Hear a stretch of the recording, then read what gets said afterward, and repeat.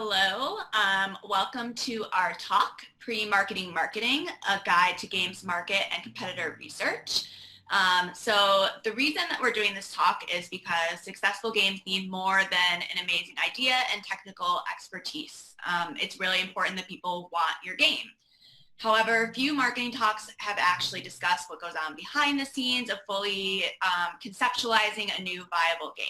So today we're going to address the value of pre-marketing marketing, which involves creating a quantitative and qualitative market and competitor analysis, as well as looking internally and externally at your realistic strengths and weaknesses to gauge if your idea is worth making and how that information can be used to make the game stand out.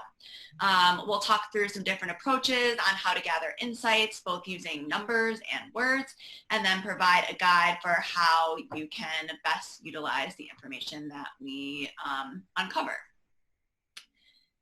So hello, I'm Dana Travella. I'm the founder of Spoken Wheel Strategy, which is a company that does marketing, PR, and brand strategy for games.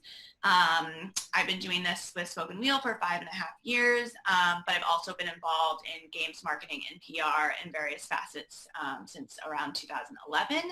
I've worked on games of all different sizes and across all different platforms, and these are just some of the games that I've worked with that you might be familiar with. And now Victoria is going to continue. Thanks, Dana. Hi, I'm Victoria. I'm the Communications Director at Kitfox Games. That's a small little indie studio in Montreal, Canada. We develop and publish a bunch of games, maybe some of which you've heard of. The one I'll probably be speaking about the most is Boyfriend Dungeon, and I'll talk about more, but it's basically a dating simulator dungeon crawler mashup. And yeah, so we thought it'd be really interesting to have both of our perspectives because I work from inside of a studio and Dana works as an external consultant. So from this, we can offer different perspectives of like outside looking in versus inside looking out. So to get started, what is a market analysis? So you're basically looking to identify the current landscape of the industry that you're in this case, games. A market analysis will help you gain information about all the conditions that could be affecting it so that you may better plan for the future of your project and how well it'll do with consumers. So a market analysis will impact your game in terms of how you position and message it and how you sell it. It's very similar to starting from like a 5,000 feet aerial view of things, and then as you do more research, funneling in words. A market analysis will include things like the state of the games market as a whole, and the genre of your game, pricing and trends, and a lot of different things like the customer profile, who your customers are, buying patterns, competition, economic environment, etc.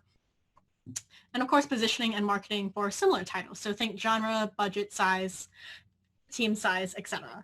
So you'll see how we built ours when I talk about competitor research in the next section. But why is it so important to you? Games are releasing on Steam and other platforms at a more rapid pace than ever, obviously.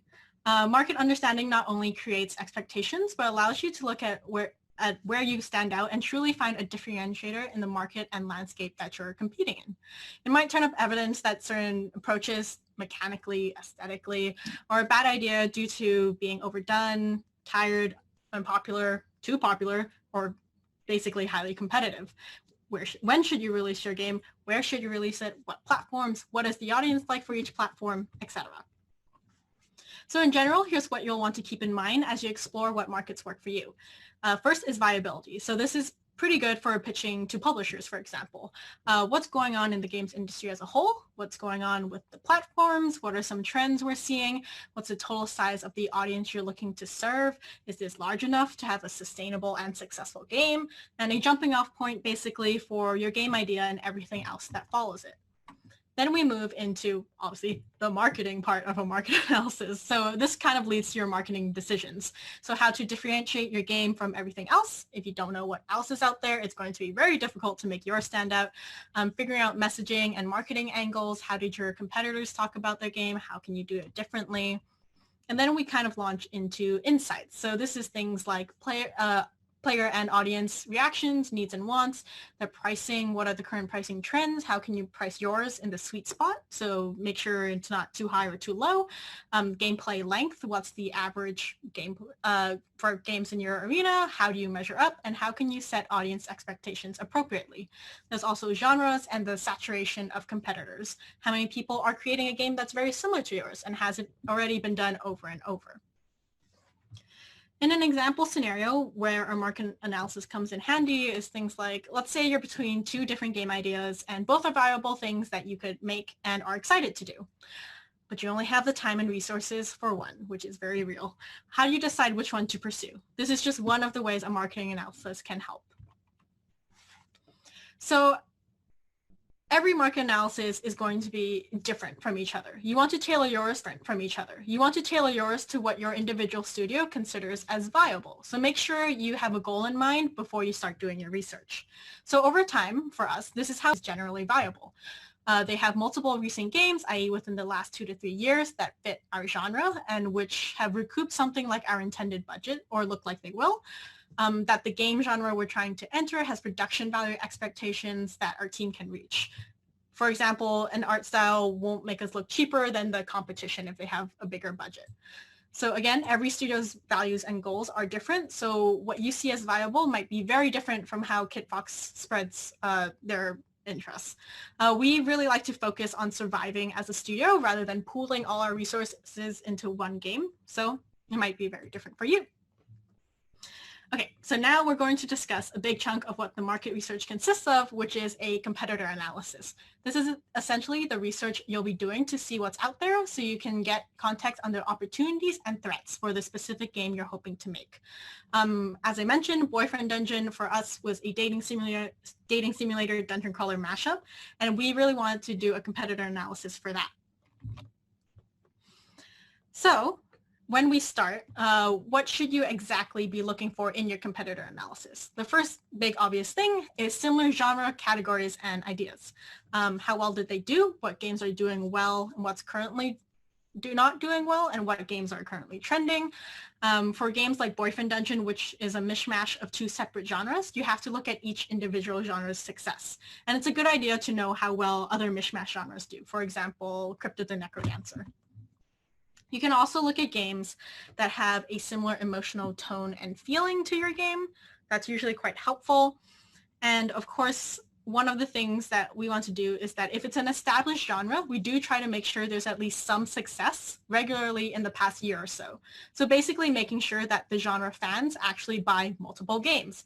For example, if we were to make a farming sim, we'd want to make sure that there are also frequent farming sims selling over our budget threshold every few months. Otherwise, we might be afraid that, let's say, all the Stardew Valley fans are just happy playing Stardew Valley forever and won't look at our game no matter how great it is. Another thing to look at is how games were positioned or how your competitors positioned their games. How did they talk about it? For example, Monster Prom talks about their game as having bold, unapologetic humor. That's not something that Boyfriend Dungeon necessarily goes into.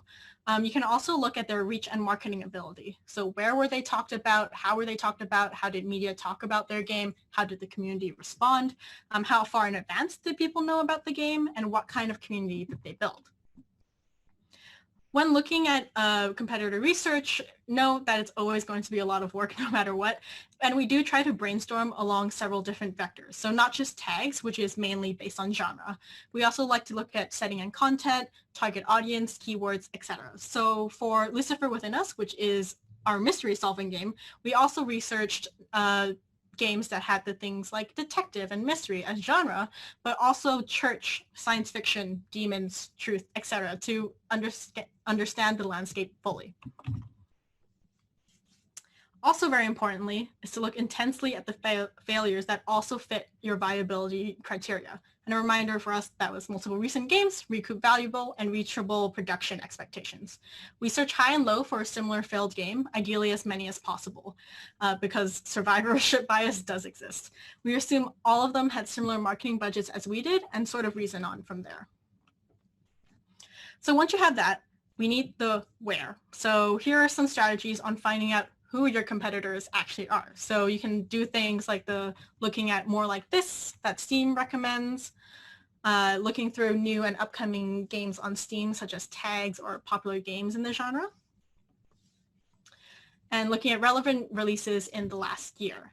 And maybe if it's important, looking if the game has a Kickstarter, because that could actually really change its marketing and how much of a boost it got. And of course, press coverage, always very important to look at. If you have any dream press or streamers that you want to cover your game, definitely look at those and what they've covered recently. Look at competitor game coverage and see what media says about them and any sentiments. And this really helps you have a general pulse on the industry as a whole. So once you have that, you can combine it all into a handy spreadsheet. So this is a really mini sample chart for the competitor analysis for Boyfriend Dungeon. Obviously, tiny snippet, and there's going to be way more categories and definitely way more games than listed here. You can add columns for things like Steam Workshop, Early Access, DLC, if there's a free weekend, average playtime, keywords, etc. It all depends on your game. Do they have a publisher? Did it do surprisingly poorly depending on the publisher? Were the sales good? And you can have any number of competitors, but usually the more the better. We usually have at least 100 relevant examples. And places like SteamDB can be helpful, even if it's a bit inaccurate, because you can get a broad ballpark estimate on sales. So why do we want to know this data? This depends on your goals, e.g. if you're publishing or self-publishing, but overall this is the information we're aiming to extrapolate. So of course there's review scores, so to garner the quality of the game, which could affect how many owners actually have it, the estimate number of players, so your size of the target market, the price range to see how you can price strategically, any lessons, so why didn't someone like the game, what market, so your size of the target market, the price range to see how you can price strategically, any lessons, so why didn't someone like the game, what marketing messages did they use, when did they like 30 to 150 game purchases per review, according to a Gamasutra post by Jake Burkett. But the point is that obviously the higher the number of average reviews per category, the more you can safely assume there's demand. In terms of how many reviews is enough, for us, it was if it seemed like it would recoup your intended budget. So for example, in terms of averages, the average price of this column was $13.74 USD. So if you were making a funny dating sim, you might want to price it around $15, depending on your production values. But do be wary when calculating revenue, because you need to be aware of things like when there were steep sales and discounts. So free weekends, for example, will drastically change how many reviews a game has, and also obviously the number of owners it has. Publisher cuts and platform fees, always very important to keep in mind. If the games were a part of any bundles, again, this is a huge factor in how many people actually own the game. And of course, taxes, which will take a chunk of your money. Fun times. So as a quick case study, this is how we did Boyfriend Dungeon's market research, mainly done by Captain Tanyak Short, but very important to look at. So Boyfriend Dungeon was challenging because it was a hybrid game, dating simulator, dungeon crawler. There's a number of things we wanted to clarify about whether or not we should pursue in making the game. So this is what our goals were for competitor research. That is the price of the game, style, points of difference, viability, and scope.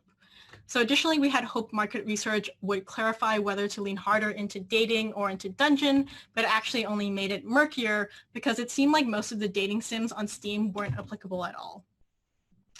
So most of them seem to be targeting a different giant boob-oriented demographic, and the few that did seem to target a similar audience were quite old. So like Hatoful Boyfriend, which is a great game, by the way, just came out very long ago. So it's dangerous to use that as a point of comparison.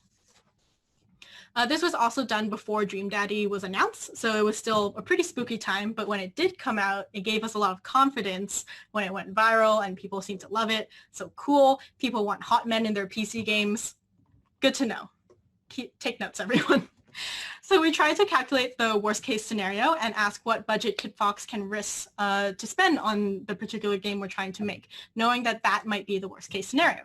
The goal is to recoup our development spending at least in the first year.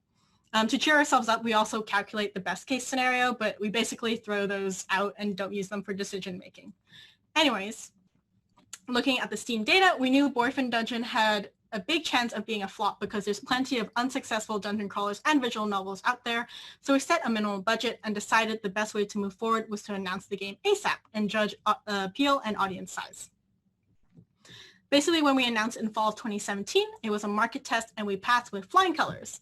This allowed us to reason that we could increase the budget. So thanks to competitor research, we were able to nail down the general things we were looking for when it came to further developing Boyfriend Dungeon and how we would move forward with it in the future. This is the research we came up with it for specifically. So various price points of dating sims and action dungeon games were successful, but $10 to $20 USD was the most common. There's also a lot of different art styles of dating sims that were popular, with anime kind of being the most popular and successful. However, many anime dating sims visual novels also correlated with, as I said, giant boob character designs and a lot of not safe for work patches. And almost all dating sims stick to one gender, so that's women or men, rather than allowing a mix. So offering 3 genders was a risk that we wanted to take as part of the core design. It was really sad to see that dating sim usually meant visual novel. It was relatively rare to find romantic elements paired with any substantial gameplay loop, so that was a gap in the market we saw. And a big finding was that humor seemed valuable in the dating sim and visual novel experience. There are many examples of lighthearted or humorous visual novels that were successful, especially because it seemed like a broader audience could play it or gift it as a joke, and then use that as a cover story to love the game. So before market research, our captain's original idea for Boyfriend Dungeon was about boyfriends that each had a zodiac sign. After market research, she realized that a silly idea, like dating your weapons, could actually be a big asset. So good thing we're silly people.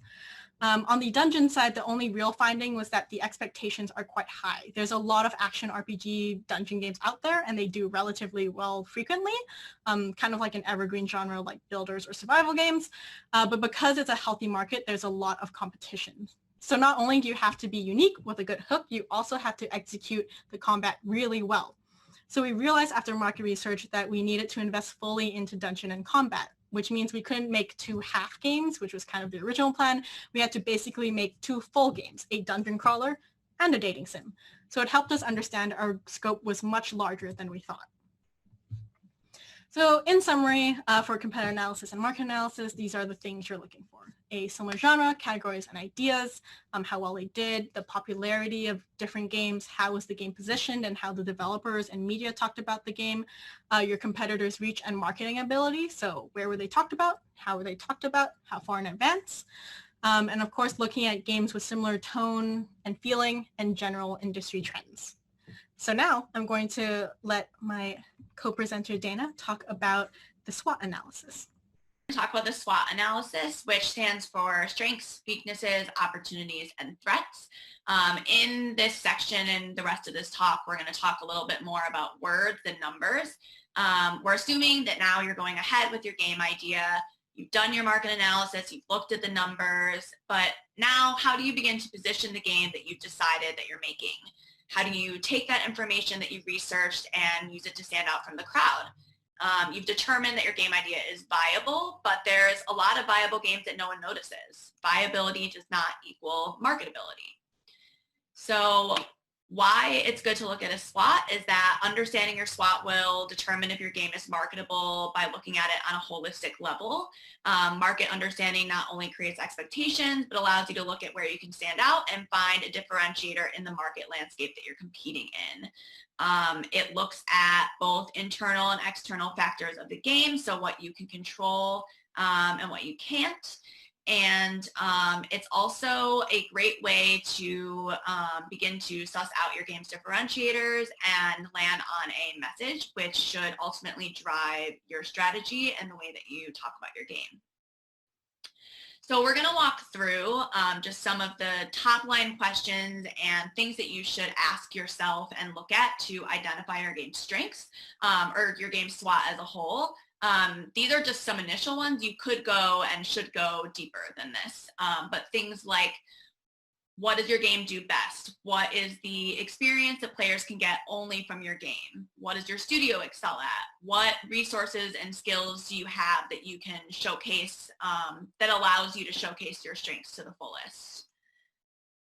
Your weaknesses might be things like, what does your game not do well, or what do competitor games and studios do better than you? Where your resources limited, which I think it's really important to be honest about that, and where have you been lacking in your marketing? Your opportunities are things like, where is there blank space in the market that you can own? So something that someone else is not currently like owning in the market. So things like underserved markets, few competitors in a genre, if you have a new marketing approach or a really innovative mechanic or visual style to your game. Where are there media coverage possibilities with traditional media and streamers? And what are your goals, and how can you seize the unexplored opportunities to accomplish them? So threats, these are things that could potentially damage your chance at success, and often things that are internal and external. So things like emerging competitor games, things like algorithm changes or Steam discoverability changes, changing customer tastes by the time the game releases, particularly if you have a long development timeline, a new platform releasing, or just obstacles you're facing, like taking too long to make a game, lack of resources, or something very similar already exists. So we're going to look at a brief example here and then just walk through a very top line analysis or SWOT analysis of Old Man's Journey. This is a game that came out in 2017, I believe, that launched on iOS and Steam. It's a game that I did work on, but what I like about them is they did a really great job at understanding their SWOT, and they utilized that to help create a really strong positioning for the game, which I think led to or helped lead to some of their success. Also, just to note, this is just, you can get much more granular with it, but some of the strengths were the unique mechanic of moving the landscape, the art style. The game told a really beautiful narrative story without any text, which made it globally accessible. It encouraged exploration without pressure, and there was an unusual main character, an old man, and then it launched on mobile and PC simultaneously. Some weaknesses were that the main character is an old man, so I think it's good to note that something could be a strength and a weakness at the same time. The game was only 90 minutes, premium price tag. The mechanic was really hard to explain in text form. There wasn't a lot of replay value, and it worked best on mobile, which PC players don't often love. Some opportunities here were to leverage this really cool mechanic that the game had to connect with players around the world without any language barriers, and utilize some of the video and screenshots to showcase the game's experience. And then some of the threats here that we saw were that there was an App Store homepage change that was looming, so they wanted to get it out before that. It was designed with tablets and phone in mind, again, kind of a negative with PC players. And there was also another highly anticipated narratively driven mobile game that was slated for very close to the same launch window that they were looking at. So now what? You've identified your competitors, you've looked at the market to determine viability, you've evaluated your game SWOT, but what do you do with it? Oh, I'm so glad you asked. So we're going to talk about the messaging and value proposition, which essentially is putting this all together to position your game. So how do you use your SWOT, your competitive analysis, and your market analysis to target and reach the audience that you're looking to reach? The most difficult part of any research is knowing how to use the information. So most of the time, we're used to talking to fellow game developers, but it's important to consider how we talk to the average Steam user, and it's crucial to figure out how to properly reflect a message in your store page, your social media, any marketing materials, and to target it to the various audiences that you want to reach. So it's important to craft a foundational message or elevator pitch for your game. So you have to figure out how to get the world excited about it. And in order to do that, you obviously have to know how to talk about your own game. So how do you use these things? You're first going to want to determine your differentiators. So you're going to want to look at your competitor analysis and assess, how do your competitors talk about their game? What do they say about it? What do they not say? What they don't say, What they don't say may be an opportunity, something that you can own in the market, and an opportunity to showcase your own strengths. You're also going to want to look at your SWOT, look at your game's strengths, and look at how you can highlight things that are different from your competitors and also what's interesting to players. So ultimately, that's your game's value proposition or the unique experience that your game and your team is creating for the player, which is what they can't get from any other game that they're playing. So this little formula that we put together here, which is essentially a differentiator. So what sets your game apart, your value proposition, why someone should want to play your game, equals how you should talk about your game. So this is just a quick example of two sort of competitors who describe their game differently. So HuniePop really talked about genre and didn't give a lot of information about the feeling or the sentiment or what you do in the game. Whereas Boyfriend Dungeon kept it short and sweet, but really leaned into the humor and used it as an opportunity to showcase the game's feeling and experience. So one thing that's really important to note is that different audiences care about different things. So it's really important to focus your message. There's many different types of audiences. So platforms like PC versus mobile or console, media, press versus streamers, Twitter versus Discord, they all require some different thought and tweaked messages.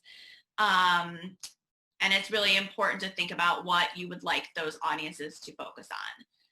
So jumping backwards to Old Man's Journey, which we did the SWOT analysis for, what I pulled out here was just essentially how we used the same foundational message, but we tweaked and pulled out what was most important depending on the audience that we were trying to reach. So to wrap up, we're going to talk quickly through some common mistakes that I see all the time of people making. So the first is only looking at success stories. The market moves really quickly, and it's really crucial to not just assume that other people's success is relevant to yours. Looking at and examining failure can provide a lot of really valuable insight. Try to look at where they might have failed, why, and consider factors like their marketing language, their strategy, their timing, etc. And if games in a similar genre or audience are consistently failing, you might want to consider evaluating your idea and iterating. Assuming you're a unique snowflake, so a lot of times people will say there's nothing similar to me, so I don't have to do a competitive analysis, but there's always something similar to you. You cannot assume that your game is ever different enough to not warrant looking at competitors.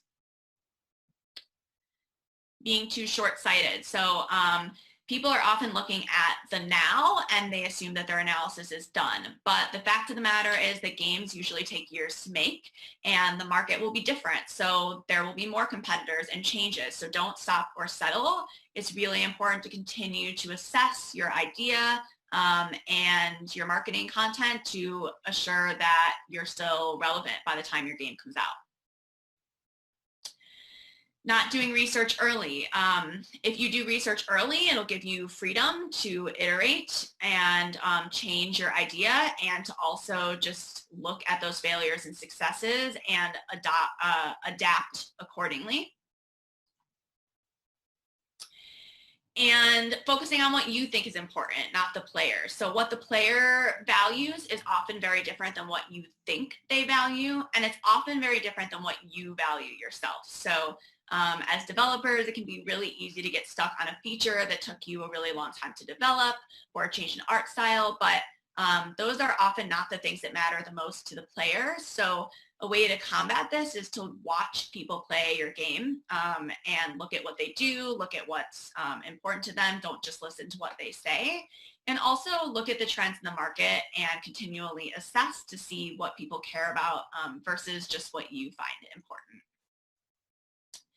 So in conclusion, in order to properly determine your game's viability, your marketing, and have real insights on the game that you want to and are planning to pursue, you should be doing holistic marketing research as early as possible. This will not only aid in its success when you finally do release it, but it will help you as a developer understand the industry as a whole. Thanks for coming. Hope you enjoyed. And here's our contact information if you want to reach out.